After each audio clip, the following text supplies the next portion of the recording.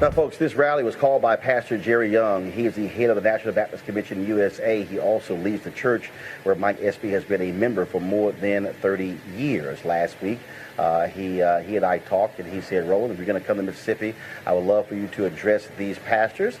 And so I did. This is a different state in a different place when it comes to our people.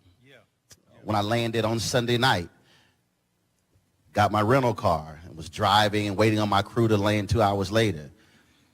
What I initially thought of is not what was I going to eat. I thought about when Harry Belafonte talked about him and Sidney Poitier coming to Mississippi and then them being chased from the airport. I think about so many of our ancestors before us in terms of the role that they played. If they were willing to do what was necessary, even though they knew they were not going to see the fruits of their labor. See, what I understand is when I listen to certain people who want to lead, what I look for, people often talk about who was a Moses, who was a Joshua, but see, I look for modern-day Nehemiahs. I look for people who have chosen to survey the land and see that the wall has crumbled, and then they come up with a plan of action to then say how to rebuild that wall, because, see, the wall protects the folks who are inside of the wall.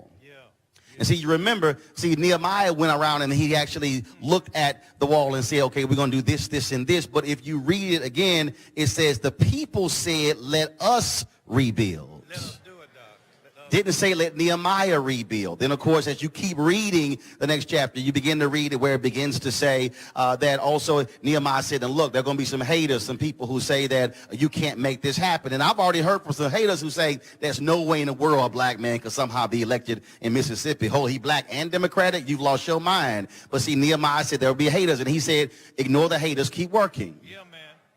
And then, of course, when the haters then saw the wall was being rebuilt, they then said, oh, no, we got to stop that from happening. And so they began to attack them. Nehemiah said two things: keep one hand on your weapon and the other hand still working. But the most important thing about when you read Nehemiah is not just the vision, not just what he said, that you got to keep building and there will be haters. The most important part is if you actually begin to read that carefully, it lays out the people who built this portion of the wall.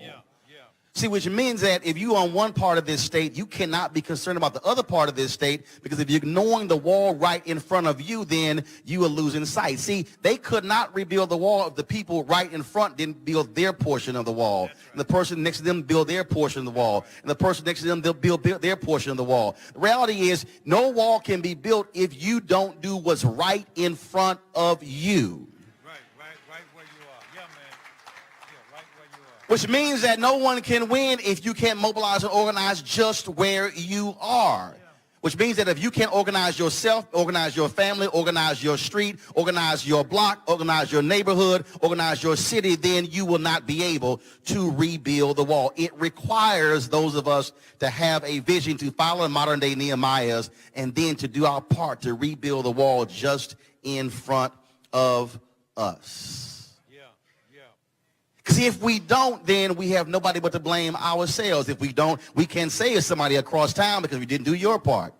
I dare say the only way we can actually be truly effective, the only way we can honor our ancestors, the only way we can actually make a change for the better, if people of conscience, people of faith, people of African descent have the willingness and the guts to stand up and fight and look folk in the eye and say, you can say anything you want about public hangings, you can joke about voter suppression, or you can make all these other different comments, but you are not going to withstand the kind of pressure that we're going to bring to bear on you when it comes to our future, when it comes to what is happening, when it comes to what is needed, that we are going to fight and fight and fight, and like Frederick Douglass said, agitate, agitate, agitate. And then you also must follow what my frat brother Vertner Woodson Tandy, one of our 7 jewels, said to the Brothers of Alpha in 1937 when he said we need more brothers dealing with the issue of the Negro problem. He looked them in the eye and said, brothers, we will fight until hell freezes over, and then we will fight on the ice. All right, folks, back to our Roland Martin Unfiltered video in just one moment. As we transition into the holiday season, this is the time when people are starting thinking about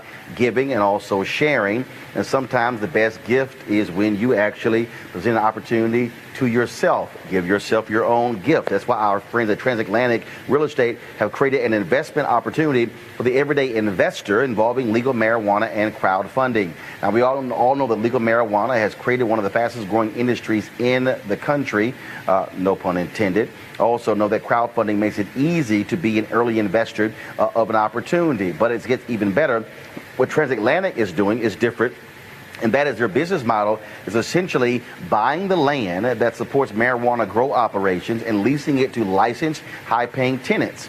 Now, what that means is you will be a landlord of a licensed marijuana farm in a high-growth market. Now, they're accepting investments for little as $300 up to $10,000 before the company goes public. Now, here's what's important. You must complete and confirm your application to participate. Again, complete your application and confirm your application to participate. Now, you can spend all your holiday money on gifts, but what if you get a return on your investment?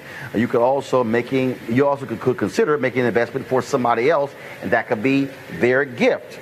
That's a hell of a holiday gift. Now, to get started, go to marijuanastock.org, marijuanastock.org for you to get into the game. Now back to your Roland Martin Unfiltered video.